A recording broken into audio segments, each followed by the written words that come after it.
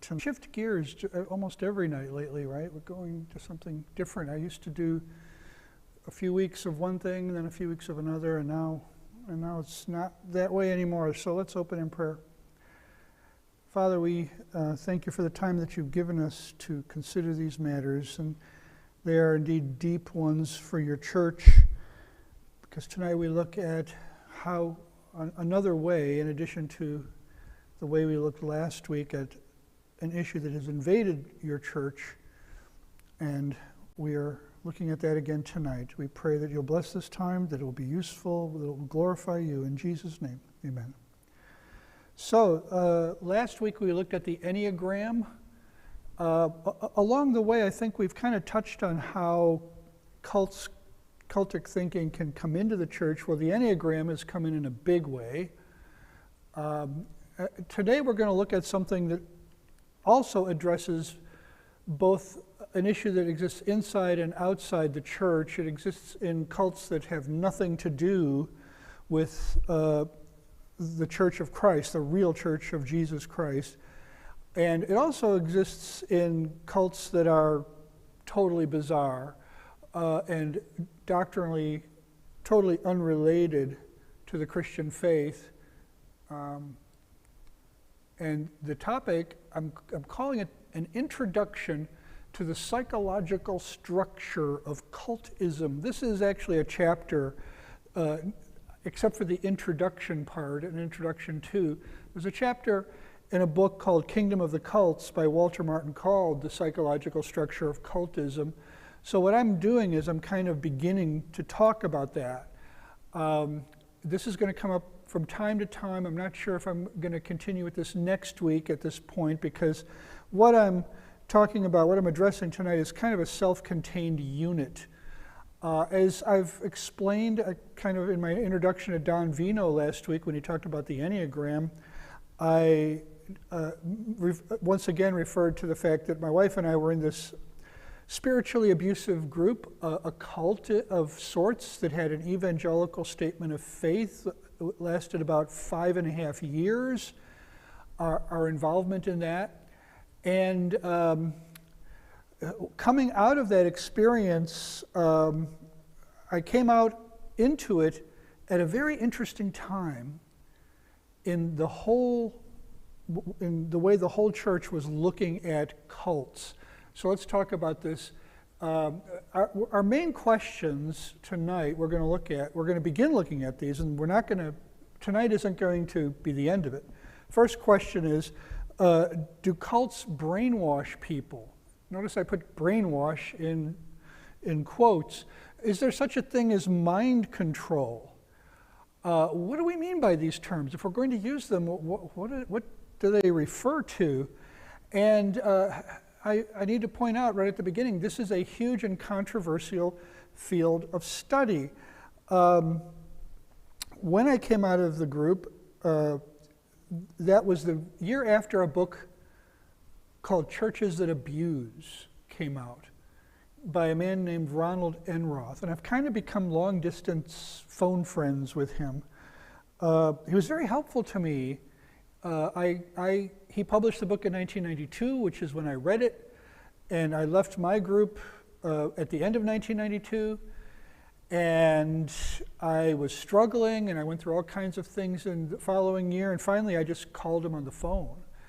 He was a professor at Westmont College at the time, professor of sociology, who had written a lot about this topic. It was this book was kind of one part of a culmination of his research, Churches That Abuse. Now, he had a sequel to that book that came out in 1994. By this time, we'd established somewhat of a close relationship, at least as close as you can get when all you've ever had shared was phone calls. And he says, I'm going to send you something in the mail. I go, okay. He wouldn't tell me what it was. So one day I come home, my wife says, we got this big manila envelope, and it had all this documentation. Dr. Enroth had been finishing up a follow-up book to Churches That Abuse called Recovering from Churches That Abuse. Now, in both of these books, he names actual groups, real group names, and usually these are groups that like no one has ever heard of. kind of like the one I came out of with my wife, kind of like the one we were in for 5.5 years. If I told you, you would have no clue who it was that I was talking about. If you already don't know about cults in general, you wouldn't know, but even if you were like an expert in cults, you probably never heard of this group. And most of the groups that Ronald Enroth was talking about were like that. They were that kind of group. They're small, hole-in-the-wall groups. One of them, however, wasn't. In recovering from churches that abuse, he brought in a new group because he wanted this book to be about leaving and how do you adjust to life on the outside. Well, the group that I'm thinking of that caused a huge controversy was a high-profile communal group in downtown Chicago called the Jesus People USA. The Jesus People USA had started in the early 70s. They'd moved around a bit. For a while they were in Milwaukee, but finally in the early 70s, early to mid, they planted roots in Chicago. They actually bought buildings, bought real estate. And there were a few hundred people in this group, and they'd become kind of a darling of local evangelicalism and even national evangelicalism because they were into apologetics, they were into evangelism. They seemed to be okay. It's kind of different having a commune as an evangelical community, but hardly anybody knew anything about them. Like one of the things we didn't know is that in the early to mid 70s, one of their discipline practices in the Jesus People for adults was adult spanking. We didn't know that. I think if I would have known that when I became a Christian in 1970, at the end of 75, 76, when I learned about the Jesus People that year, I probably would have said, we need to keep an arm's length relationship with this group, Well, of course, they had stopped that after a while, but they had a lot of other weird practices. At least I thought they were weird. I mean, these are all grown-ups here. You had to get permission to leave the building as an adult. If you wanted to go home and visit family, you had to get advance permission, and sometimes you didn't get it. Like you wanted to go home for Thanksgiving. One guy told me, he said, I asked at least a month in advance for permission to drive to Pennsylvania to visit my family for Thanksgiving. After it would have been too late to cancel it, I just said, well, it's easier to get forgiveness than permission, so we just packed up and left. And of course, there were consequences when they came back. This is not, they consider themselves not just a commune, but a church. Well, anyways, there are a lot more stories than that. And Ronald Enroth featured these stories in his book, Recovering from Churches That Abuse. I got this envelope about a couple of months before the book came out. And this is a whole story in itself that I will cover later. This is what alerted me to the fact that something is coming up here, and it's going to be big and it's going to be controversial. Now, let me explain something. I've known I've known leaders at the Jesus People going back to the early 80s. One of them stayed the night in my house. Okay, so I had connections to this group. I never would have joined it, never did join it, but this is how embedded in evangelicalism. That's just the tip of the iceberg as far as that's concerned. So I asked these questions. Do cults brainwash people? Is there such a thing as mind control? And Ronald Enroth, he never used those terms. I don't think he accused the Jesus People of brainwashing people or mind control or anything like that. But the interesting thing is, before the book could see publication, the Jesus People had a magazine called Cornerstone Magazine, and they published a response to the book before it was published. How could they do that? Somebody at the publishing house had leaked, unauthorized, had leaked a copy to the Jesus People. So there was controversy upon controversy going on here. But they were saying things like, Ronald Enroth he's using the secular cult mind control model. It's not reliable. In fact, mind control doesn't even exist. There's no such thing as brainwashing, they would say. This struck me as very odd because those are the exact same things that our group leader was saying when we left. And we kind of felt, think we can say we're not responsible for our actions. I don't think we can say that, they didn't apply Chinese water torture to us or anything like that. But if you're asking me after 5.5 years in this group if there's such a thing as mind control, I'd say yes. Right? Now, of course, what do we mean by these terms? I don't have time to go into that tonight, but I don't mean they made me into a robot. I don't mean that they made me not responsible for my actions. So anyways, when I got out of the group and I linked up with Don Vino, now Don Vino is the consummate networker, okay? He was here last week, and he knew most of the people at the conference that came up over that Tom Askell's church or his organization, Founders Ministry, was sponsoring over at McGregor Baptist, and it was a wonderful time we spent over there, and to see my friend Don in action, networking with people. And as you heard last week, they set up a telephone line for Jehovah's Witnesses, and they started getting all these calls. Well, it wasn't just Jehovah's Witnesses that called. All kinds of people called Don and his wife Joy, and from all different kinds of cults. And Don, of course, knew what I had just gone through. He knew what kind of group I came out of.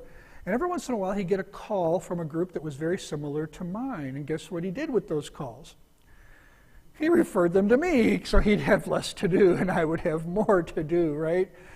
So I was talking to people who had been in groups very similar to my own.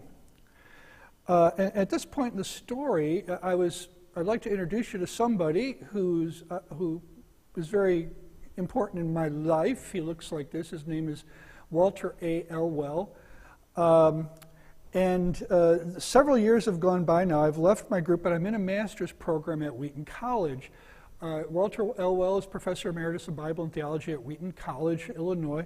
He is the editor of many reference books, including the Evangelical Dictionary of Theology, first and second edition, and he was my grad school advisor. So I've got three worlds going on in my life at this time. Pretty soon I'd have four. We'd adopt our son Benjamin, but I had the world of work.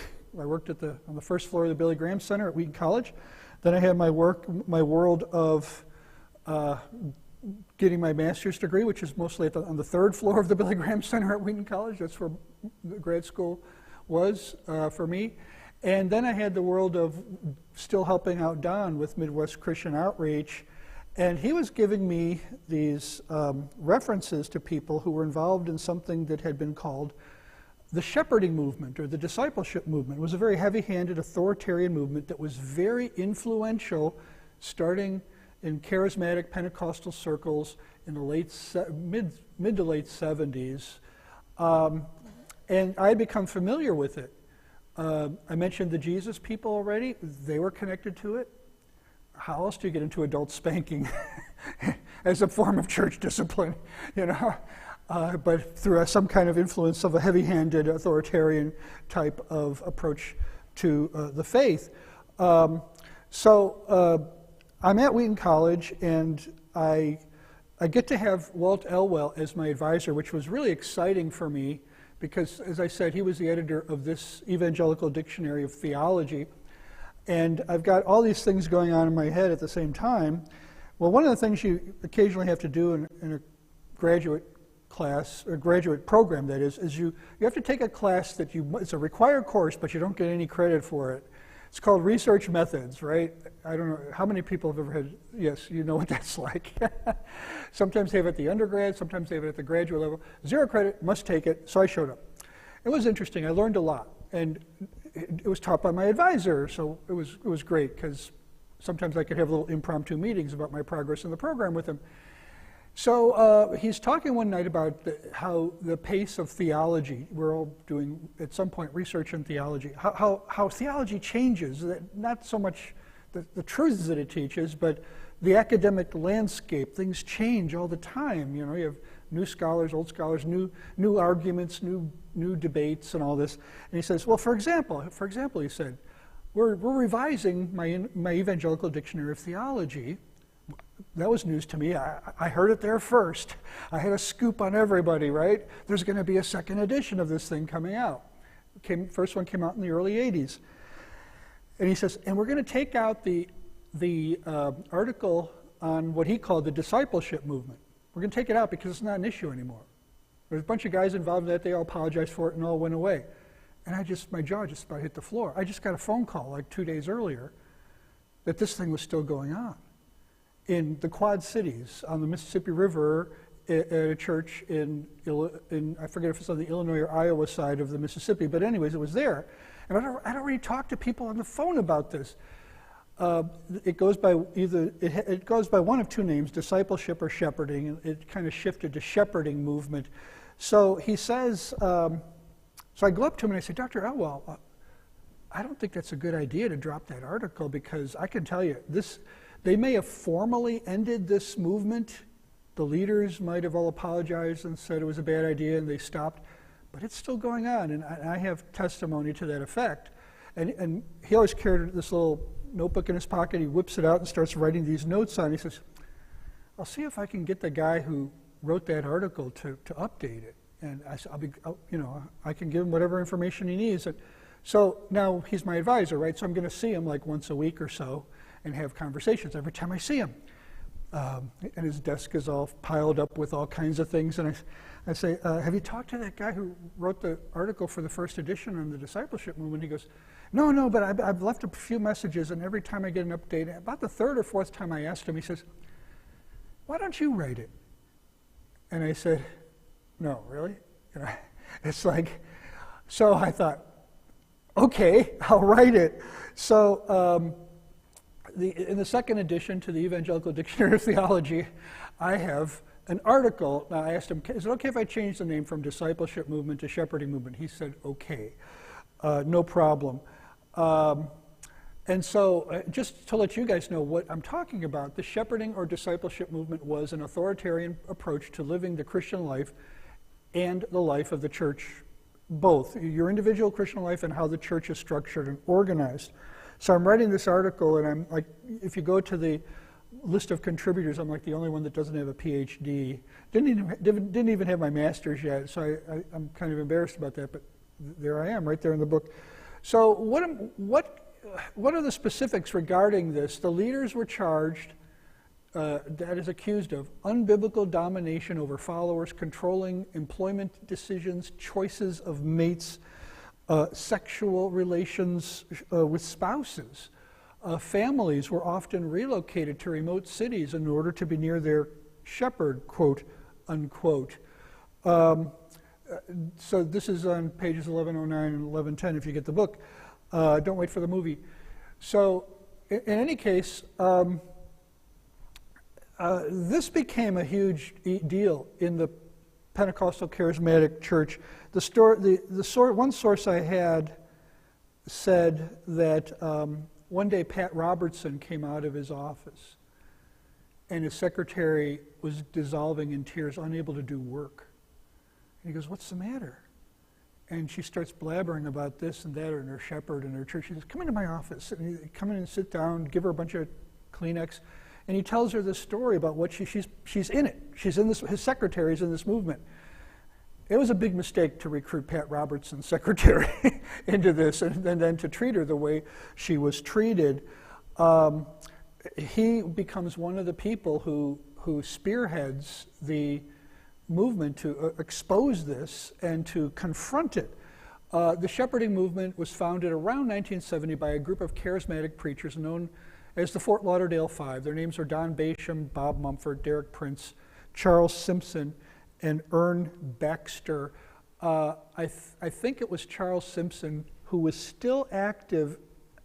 I'm just tentatively saying that the people I talked to from the Quad Cities identified him as the one whom they were relying upon, who was still teaching this stuff and still practicing it in the mid-90s, okay? So it seems to have started with good intentions, but it soon got out of control like so many things do. The spiritual damage being done among charismatic and Pentecostal Christians escalated to the point where high-profile leaders like Pat Robertson, as I just mentioned, spoke out against it. In 1976, the Assemblies of God denomination issued a statement opposing the movement. Earlier that same year, the leaders had issued a statement of concern and regret, but the divisions of the movement that they created, the divisions that the movement created had gone unresolved. So that's why the Assemblies of God still felt the need to speak out. It still kept going. In 1982, it involved around 100,000 people. And it was only at that point that it began to decline because tales of abuse just kept coming out and people just kept on getting hurt. But it was officially disbanded in 1986, but as I've already explained, the abuses continued. I received direct reports of, well, they called Don first, he referred them to me, and I'm talking to these people and trying to help them get out of it. On top of that, it had been going on for so long that many other groups copied shepherding movement practices. One of those groups was founded by a young man who was mentored by a guy named Chuck Lucas, pastor of Crossroads Church of Christ in Gainesville, Florida, who was influenced by the shepherding movement. You know, it seemed like the 70s and 80s was a really bad time for spiritual movements coming out of Florida for some reason. So you have the Fort Lauderdale Five, okay, and then you have this kind of cross-pollination into the churches of Christ. So the churches, the Fort Lauderdale Five were all Pentecostal charismatic types. Churches of Christ is not Pentecostal charismatic. But the ideas had moved into that church, and now there was a young man who gets converted to Christ while at Gainesville at the university, and gets baptized and gets indoctrinated with these ideas. This young man's name was Kip Mckeon. Now, probably you've never heard of him, but he is a really big name in what I'm about to talk to you about. Mckeon was baptized at age 18, 1974, at the University of Florida in Gainesville, and 4 years later was hired as a campus minister in Charleston, Illinois. So he over 4 years, he's discipled by the fellow at Gainesville, the pastor there, and then he takes these ideas first to Charleston, and then he moved to a Churches of Christ church in the Boston area in 1979, where he introduced shepherding movement practices he learned at Crossroads Church of Christ. Now, the church just took off. I mean, it was like huge. The church grew rapidly. By the mid-1980s, the newly renamed Boston Church of Christ was planting daughter churches in Chicago, London, and Johannesburg, South Africa. It was huge, which is kind of unusual. If you're in the Churches of Christ denomination, it's not known for any of these things. It's not known for local growth, and it's not known for nationwide growth, and it's especially not known for a couple of things I've already mentioned, which I'll explain, the kinds of things that were going on. Because this explosive growth caused tensions in the Churches of Christ denomination as Mckeon introduced many practices that went against the grain of its tradition. I should have even said its fundamental principles. Some of the things he was doing was not only against their traditions, but against the very core idea of what it meant to them to be in that denomination. The Boston Church of Christ exerted authoritarian, top-down control not only over members of the home church, but over its daughter churches. Now, you'd probably need to understand how a Church of Christ person would hear that. Is it, what?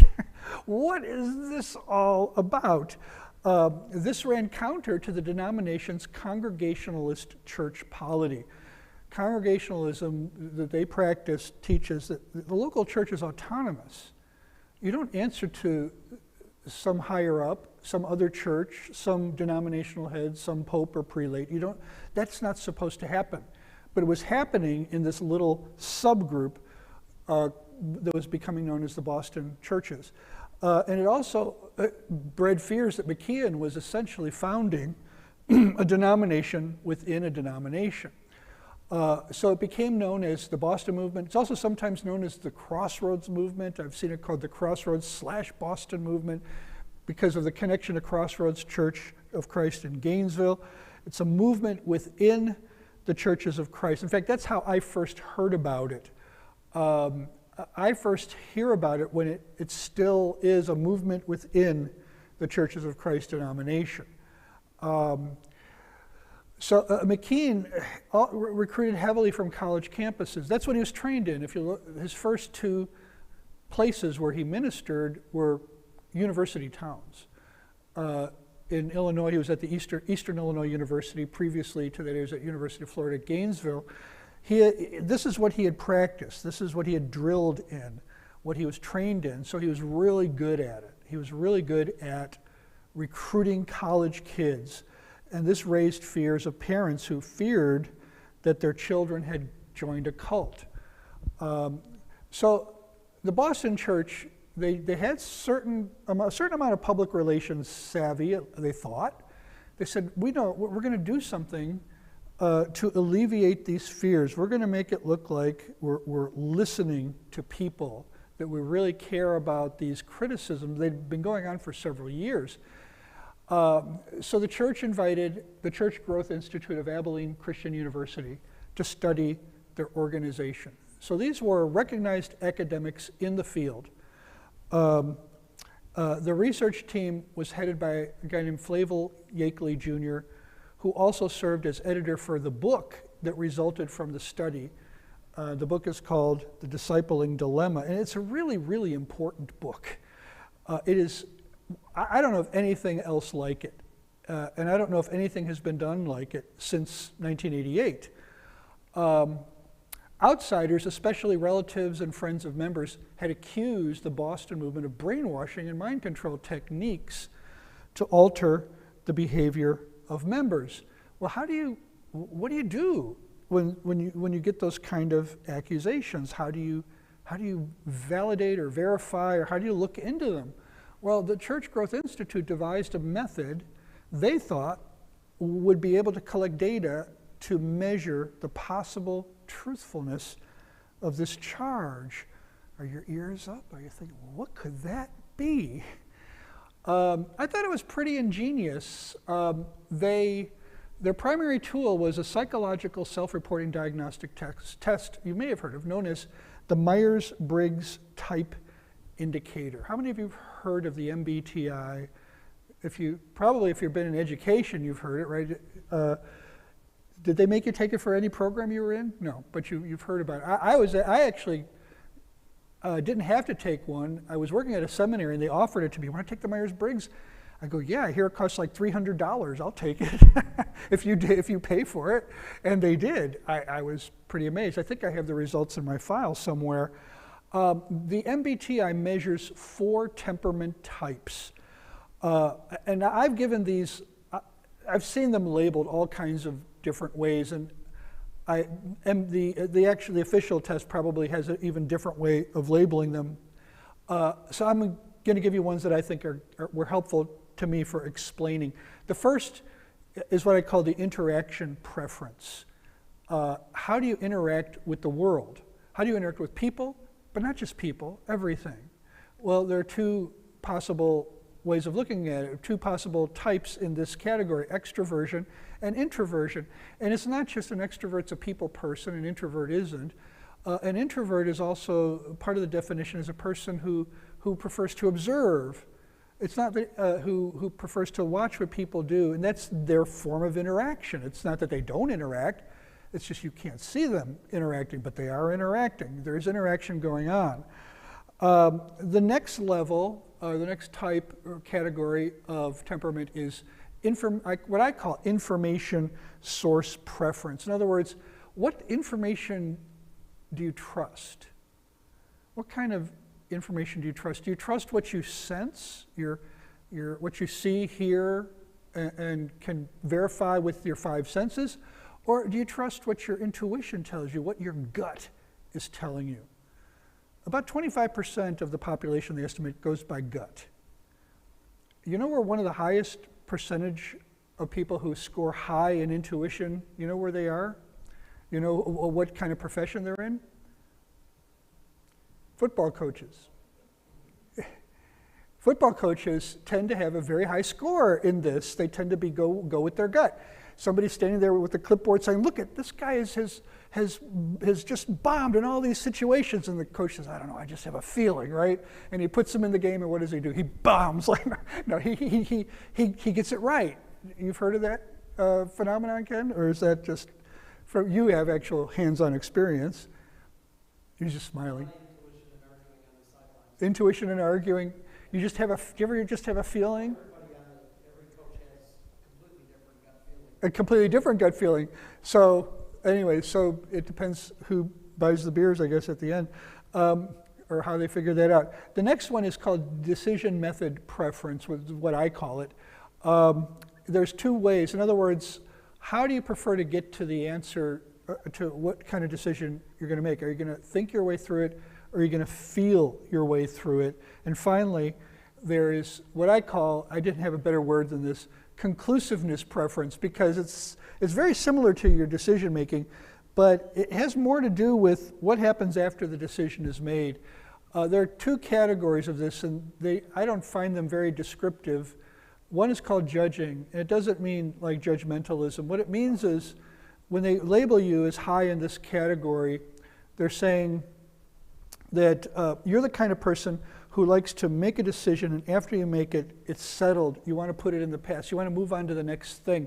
You'd prefer it if you could set that in concrete or chisel it in stone or something, so that you never have to revisit it. But on the other side of the spectrum, there are people who they label perceiving. These are people who are always open to change. In other words, I've made that decision, but I can come back and revisit it. It doesn't have to be settled. These two opposing ways of doing things can drive each other nuts sometimes, right?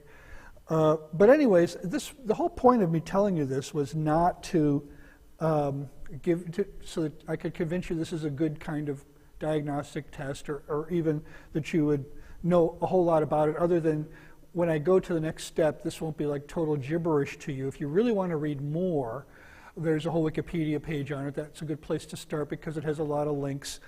But now that I've shown you that there are 4 levels and 2 choices for each level, if you're really quick at math, you've probably already figured out that there are 16 different types that are possible, 16 different combinations that are possible in these personality types. And we're just going to look at them really quickly so that you understand what the Church Growth Institute was trying to accomplish in the method that they chose for administering this test as a tool for trying to figure out whether this group is a cult. So you see the 16 boxes. They represent these 16 basic temperament types. These are the 16 different possible combinations of those letters that represent the categories. Now, each person in the study, which included about 900 members, this is a big study. They selected 900 members, and each one of these temperament types, each one of the 16 was represented in the sample. I know because there was a whole appendix of data, page after data, page after data, page, and I went through and counted to make sure, are all 16 temperament types, were they represented in the group? Kind of hard not to in a group of 900. Even though some of them were not extremely well represented, they were still there. Each of these people took the MBTI 3 times. Okay? Now you're going to wonder, why did they take it 3 times? I'll explain that. There was also a group of about 300 Church of Christ members who were not part of the Boston Church, and they took the test too. I believe I don't remember reading where they said this, but it seems to me like they were the control group to make sure that this was working properly, that this was yielding plausible results. So, okay, I told you, they told these members of the Boston Church, you're going to take the test 3 times. So the first time they gave the test, they were instructed to answer the questions the way you think you would have 5 years ago. So think back to the way your mind worked 5 years ago. You were either brand new to the Boston Church or you weren't even part of it. How would you think you would have answered 5 years ago? The second time they were told, answer the questions according to the way you think, feel, and act at the present time. How does it work for you today? The third time they were told, answer the questions the way you will answer them 5 years from now. Try to predict how your attitudes, your preferences, what do you think those will be like in 5 years? The results showed a marked conversion on a single temperament type. I drew these arrows not to give you precise representation of the data, but the arrows are intended to illustrate the general trend and do not precisely represent the data. So there was a lot of data. It would have taken me probably a week to plot out each arrow exactly which direction it went. Can you see right there which temperament type it was? All these people were becoming more like the little red one down there, the ESFJ. With only a couple of exceptions, all the temperament types of the approximately 900 members of the Boston Church were trending toward this one type. Can you guess whose type this was?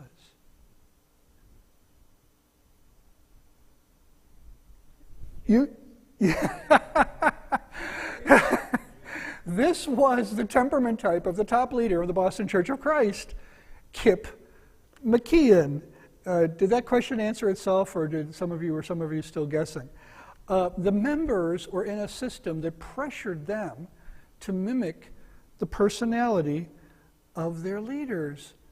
So much for diversity. People believe in diversity until it gets in the way of what they want. So in any case, so now I'm going to quote from the book, The Discipleship Dilemma. Chapter 1 in the book, he gives the background. Chapter 2, he goes pretty, not painstakingly, but he goes very carefully through the testing and the procedure and the results. And then in chapter 3, he talks about, okay, now it's time to tell them what we found. They're the ones who wanted us to study them. And he, along the way, he says, we were really surprised at how open they were to questions and letting us have information. So they gave the appearance, at least, of wanting to deal with the issues, maybe. So the author, Flavel Yakeley, the editor really, but he does author this section, he writes, the explanation I offered to the leaders of the Boston Church of Christ was that these observed results indicate a dangerous falsification of type produced by some kind of group pressure. Now, he talked about this idea of falsification of type earlier, where he talks about kind of pressuring people to change their personality, and he comes pretty close to calling this a kind of a form of abuse. You have to be more like me in whether you're an introvert or an extrovert, and how you make decisions, and the way you think, and whether you put things in the past or you still want to mull them over. So on the next page, he says, the results of this research were presented to the leaders of the Boston Church of Christ in December of 1985. In a 2-day meeting, they rejected my explanation and offered several alternative explanations. What are you smiling about? You just can't wait to see what they are, can you? All right. The first of these had to do with the psychological type of Jesus. They're always going to drag Jesus into this eventually. Kip Mckeon argued that all the Boston Church of Christ is doing is making people over after the image of Jesus Christ. So he concluded that this research simply proves that Jesus was an ESFJ. Do you see the self-reinforcing mechanism that's going on here? Confirmation bias, I don't know what, we have a lot of names for it now. But, so this is the kind of mindset you're dealing with. It's at the very top levels. That's where it starts. So this was a meeting in which he knew that there were very academically credible people here. I mean, they came from Abilene Christian University in Texas. They were recognized in the field of church growth. These were not people you could just brush aside easily, and they owed nothing. They could not be manipulated. And they're eventually going to write a book, and this is, like I told you, is one of the landmark books in the field of cult studies, The Discipleship Dilemma. So what happens after this? In 1993, the Boston Churches of Christ officially broke ties with the Churches of Christ denomination, surprise, surprise, and rebranded as the International Churches of Christ, which continues to this day. However, as somebody used to say, it's time for the rest of the story. In 2001, it seems the ICOC leaders were finally fed up with his heavy-handed, abusive style of leadership. That is Kip Mckeon, I should have put his name in there, forcing him into a sabbatical. That happened in November of 2001. A year later, November 2002, he formally resigned all of his positions in the ICOC, and his resignation was accepted the next day. Now, that says something. You are on a sabbatical for a year, probably not of your own choosing. After a year, you still could not come to terms with the leadership. You were not going to cave, and they were not going to give in. So you resign, and they accept it the next day. That, I think, sent a big signal to anybody involved in it. He later moved to Portland, Oregon to lead he could still minister in an independent or an individual congregation, apparently. I'm not sure how he was able to pull that off, but he gets in there and he eventually pulls them out of the ICOC. So I guess he got bored with that. He later left to start a church in Los Angeles. I'm not sure where he is today. I think he comes out with an occasional YouTube video. So anyways, this is an introduction, as I said earlier, to the psychological structure of cultism. It just kind of gives you a taste of what's going on. When you meet somebody who leaves a group, especially a really high-pressure group, they're going to be very confused. They're going to wonder who they are. I mean, they've been under this enormous pressure for however long they've been in there to conform everything about their personality to whatever the ideal is, and it's very often the leader, especially in smaller groups. I've been listening to the Rise and Fall of Mars Hill Church, the podcast, which is about a church that was abusive, run by a guy named Mark Driscoll. And you hear time after time the process of leaving a group like this, very high pressure, very heavy-handed authoritarian, and very unconcerned for the well-being of the people who leave. Driscoll himself used the illustration, there's a lot of people behind the bus. What was the bus? The bus was the church. He explains that. Yeah, we've run over a lot of people, but they're gone now, and now we've got new people. And that, the throwing people under the bus illustration, as it's called, he literally did that. Anybody who left, there was a problem with them. It wasn't with us. They just didn't, you either get on board or you get out of the way or you're going to get run over. And that's what he said in a church worship service. You can understand how if you've been tricked into going along with that, and then you come out of that, you're going to be a really confused individual. So I say all that to prompt questions, thoughts, comments, and please remind me to repeat your questions for online viewers. I'll try to remind myself. What would you like to know? Or what would you like to ask? Or what would you like to say?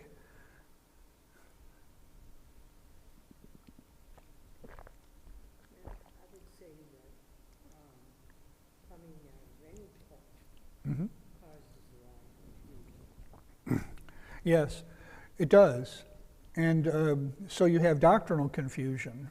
And I think what studying these kinds of groups has taught me, and being in one really, is we make this big distinction between doctrine and practice. And I want to say, wait a minute, hold the phone. Where do we get our idea of what to do? Where do we get our idea of practice? What is doctrine? Doctrine is teaching.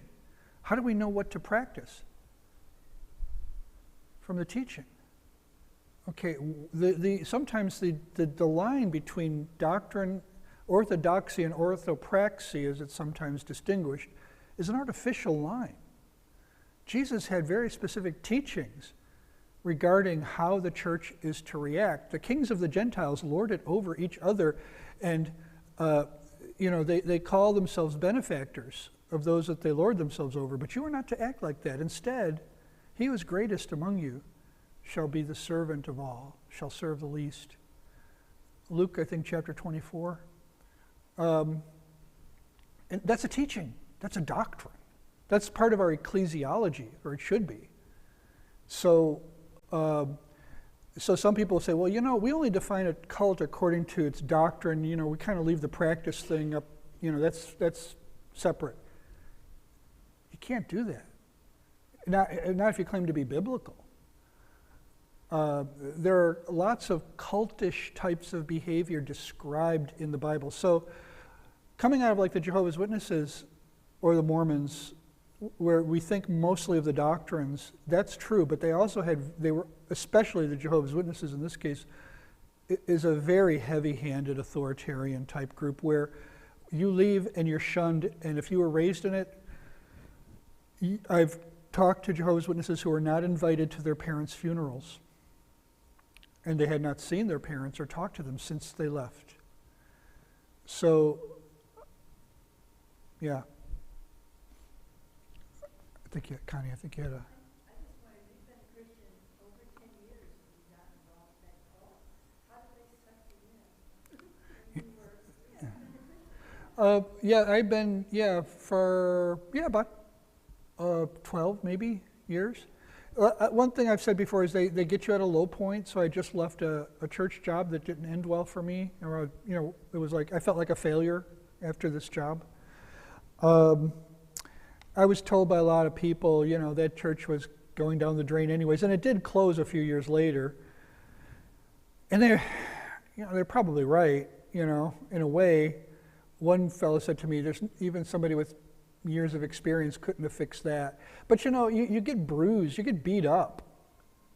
When you're in a dying church, people are in pain, and sometimes they take it out on you. I patched it up with the main people who, for a while I didn't call them at all, but part of it was because I joined this group, and they were kind of starting to... In the beginning, yeah. Oh, yeah. So you have love bombing is a common tactic. Now, it doesn't happen the same way. That word, I first heard it in connection with a cult called the Children of God. Moses David Berg, I forget what his goofy name was. He made it up. So the idea is they treat you real nice. They love you. They pour out all kinds of, sometimes affection. They hug you, or whatever. They call you brother, sister. And I remember the first time an older Christian man called me brother. It's like, wow, that felt really good. Well, it wasn't. They didn't do the same exact things in this group, but they did things that made me feel welcome. There's a book, I mentioned Ronald Enroth earlier. His pastor, he went to a PCA church when I knew him.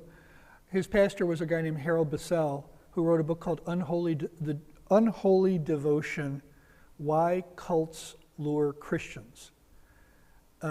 Bissell had been a campus pastor and had seen many people come from Christian homes and go into cults. And so he lists, he gives, and I'm going to talk about this book eventually, but there are a lot of different dynamics. One of the dynamics is familiarity. If you come out of a Christian home, and certain particular cults are very good at mimicking certain things that are familiar, make you feel safe, make it feel safe to join. There's a little bit of that going on. For example, the group leader, at the time I joined, had an evangelical statement of faith, plus he had a board of directors, every one of which was very well connected in the local evangelical Wheaton area, Wheaton, Illinois. And I could confirm this, and I met them. What he didn't tell me was that within about 6 months, virtually all of them had resigned. 6 months of me joining. And then all of a sudden he had a new board, and I didn't know anything about how these new guys came in. They were all buddies of his. And I also didn't know when they resigned too, because he couldn't get along with anybody. And all I knew is that at some point, I was appointed to the board. Now his members, the members of his group were the board for state filing purposes and so on official court documents or whatever.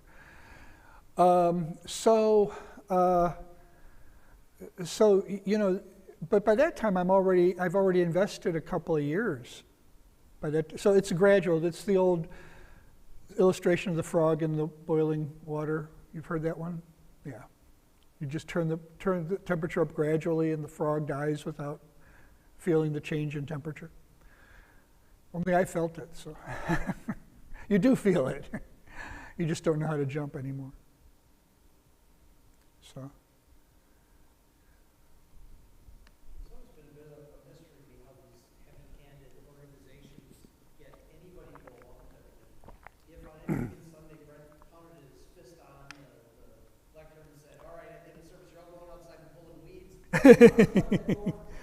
Don't give him any ideas. He's sitting in the back right there.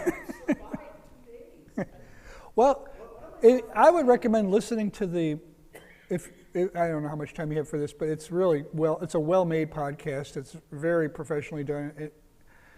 The Rise and Fall of Mars Hill with Mark Driscoll, I mean, that's the kind of stuff he did. He would scream at people. Well, I wouldn't say this is a regular thing, but I heard it happen more than once, and you hear this one episode of it on the podcast, and there's some people who are attracted to a guy who has swagger, a guy who tells it like it is. Christianity today, is that the right context? He says what he means, and he means what he says. If you don't stand for something, you'll fall for anything, and that's our guy. That's the kind of guy I want. I hate to say it, but I've met people like that in this church who will follow an authoritarian type person. They're everywhere. It's in some ways it's a personality preference, I think. In other ways it's a cultural. If you come from a certain part of the country, I think you're more prone to that. I was thinking Milwaukee. No. I don't want to say. Let's just say I've been there. So, yeah. Some people gravitate as a moth to a flame. They gravitate toward the guy who is going to take charge and get things done and tell people what they need to hear. And those are the people who will more than gladly enable those types of leaders. So, okay. I sense. Do you have a question? No. Okay. I sense that I've overstayed my welcome here, so I'm going to close. Father, it is puzzling sometimes to explain how people stay or even get into some of these groups. I remember a conversation with Ron Enroth in which he said, when you try to tell your story, you'll find some people look at you like you have a third eye planted in the middle of your forehead. They don't know what to make of you. What kind of person is drawn into that? And as someone who's had people look at me that way over the years, I know what that feels like. Why didn't you just leave? Was the question that they asked, and it's very difficult to explain. So Lord, I hope that I've conveyed something of the dynamics involved in that kind of a situation. And Lord, I pray that you'll help all of us, because I'm just as prone to this as anyone, to be compassionate and to try to understand those who have a very difficult story to tell after being involved in groups that are abusive. Sometimes they are totally non-Christian. Sometimes they claim to be Christians but have false doctrines. And other times they actually do put out an evangelical, biblical-looking statement of faith, but they don't practice much of it. So we pray that you'll help us to prepare our hearts to weep with those who weep on those occasions, but also to arm ourselves with the truth of your word so that we can gradually help them to see what they need to see to avoid such things in the future. We ask this in Christ's name. Amen.